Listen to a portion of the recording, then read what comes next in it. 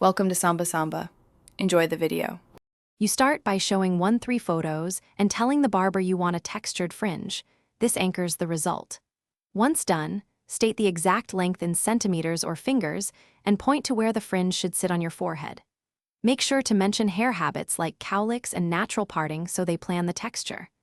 Ask whether they'll use point cutting, scissors over comb, or a razor. This shapes how your fringe will fall and layer. You now guide the technique. Ask for point cutting or slide cutting to create relaxed ends that move rather than a heavy blunt line. Describe the shape, longer at the center, slightly shorter toward the temples, so the fringe sweeps naturally. Once they start, watch the balance and ask for small, incremental trims. This prevents overcutting. If they suggest thinning, confirm it's through texturizing shears or a razor for separation, not just removing bulk with a clipper. You finish by asking for a light razor or point cut finish to feather tips and create separation. Then request a styling demo so you know product amount and blow-dry direction.